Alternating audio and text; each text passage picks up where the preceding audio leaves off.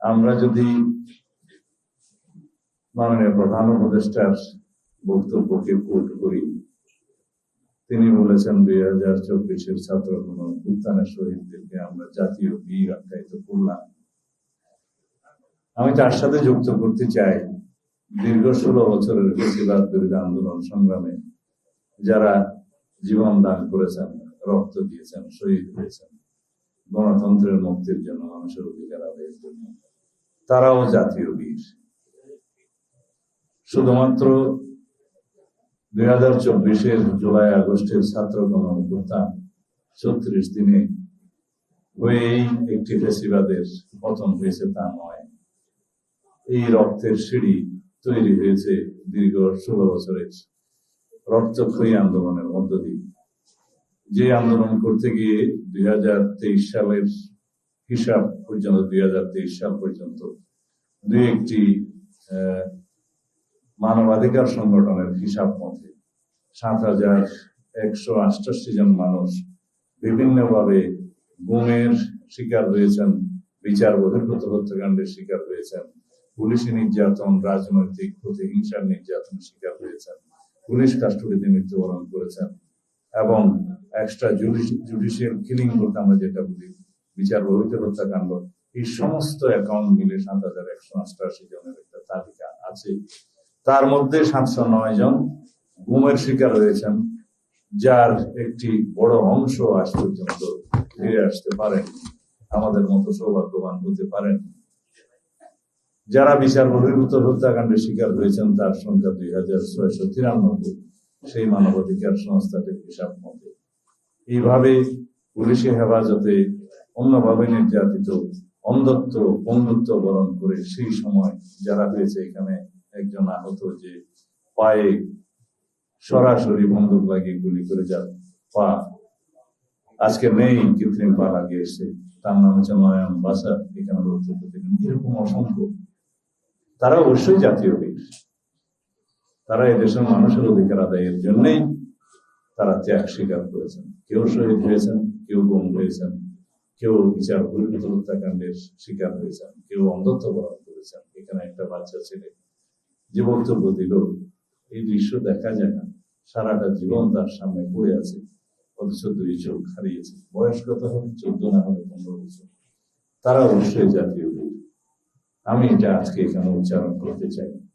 বিগত 16 বছরের স্বৈরাচার বিরোধী আন্দোলনে যারা দেশের জন্য আত্মোৎসর্গ করেছেন, জীবন দান করেছেন, অন্ধত্ব বরণ করেছেন, চিরতরে বঙ্গত্ব বরণ করেছেন, সবাই জাতীয় বীরের মর্যাদা পাবে।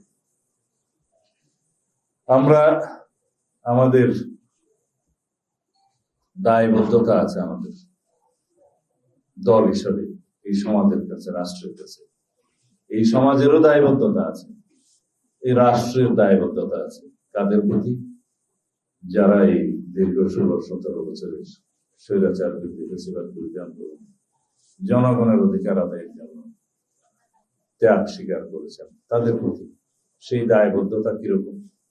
রাষ্ট্রের ক্ষমতা যারা পরিচালনা করেন তাদেরকে রাষ্ট্রীয় দায়বদ্ধতা পালন করতে হবে। আমরা দেখেছি এই অন্তর্বর্তীকালীন সরকারের কিছু উদ্যোগ, যারা শহীদ হয়েছেন তাদের জন্য অবশ্য তালিকাটা নিয়ে এখনো প্রশ্ন আছে, এটা অপূর্ণাঙ্গ। যদি আমরা জাতিসংঘের রিপোর্ট অনুসারে বলি, সেই তালিকা হওয়া উচিত 1400-এরও বেশি, কিন্তু তারা এই তালিকা নিয়ে ঘোষণাপত্রে বলেছেন 1000-এর অধিক। কোন কোন হিসাব মতে 700 কতজনের কথা বলেন। আমাদের দুর্ভাগ্য, আমরা সেই তালিকাটা এখনো সঠিকভাবে প্রণয়ন করতে পারিনি।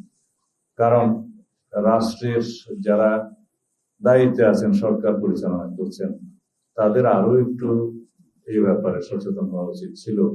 যেহেতু হসপিটালের রেজিস্টার গায়েব করা হয়েছে, যেহেতু অনেক জায়গায় গণকবর দেয়া হয়েছে, এগুলো উদ্ঘাটনের জন্য অবশ্য কিছু সময় লাগবে। তারপরেও এই উদ্যোগটা নেওয়া উচিত, সেগুলো খতিয়ান বের করতে হবে। আর 20,000-এরও বেশি, এটা জাতিসংঘের রিপোর্টে আমি তুলে ধরছি, 20,000-এরও অধিক গুরুতর আহত হয়েছেন, বঙ্গত্ব হয়েছেন। সেই রিপোর্টে সম্ভবত 5 শতাধিক মানুষ 2 চোখের অন্ধত্ব বরণ করেছে, রিপোর্টে লেখা আছে। সেই হিসাবটাও আমাদেরকে বের করতে হবে, কারণ দুই চোখের অন্ধত্ব যারা বরণ করেছেন তাদের হিসাবটা তো বের করা যায়। তারা তো জীবিত আছে, তাদের অধিকাংশ এখনো চিকিৎসাধীন, কারো কারো বিদেশে চিকিৎসা হয়েছে, কেউ কেউ এমনও শুনেছে আত্মহত্যা করেছেন দুঃখে কষ্টে অভিমানী।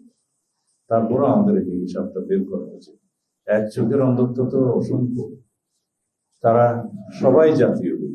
আমরা তাদের জন্য রাষ্ট্রীয়ভাবে, সামাজিকভাবে, দলীয়ভাবে অবশ্যই আমাদের করণীয় আমরা পালন করবো ইনশাআল্লাহ।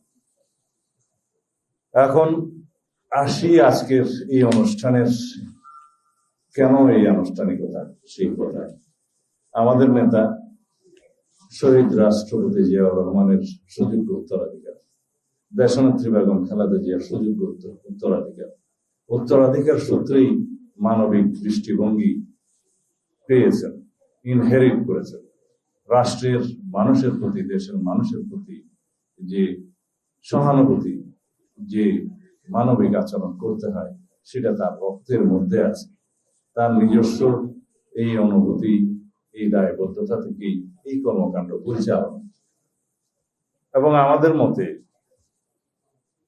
দৃষ্টিভঙ্গির সংস্কার প্রয়োজন, আমাদের সমাজের দৃষ্টিভঙ্গির সংস্কার প্রয়োজন, মানসিক সংস্কার প্রয়োজন। এটাই আমাদের সামাজিক আন্দোলন হওয়া উচিত এবং তাই আমরা পরিচালনা করছি।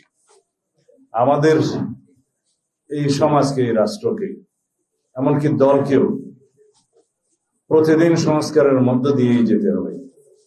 এই সংস্কারের মধ্য দিয়েই আমরা জনকল্যাণমুখী একটি রাষ্ট্র ব্যবস্থা গঠন করতে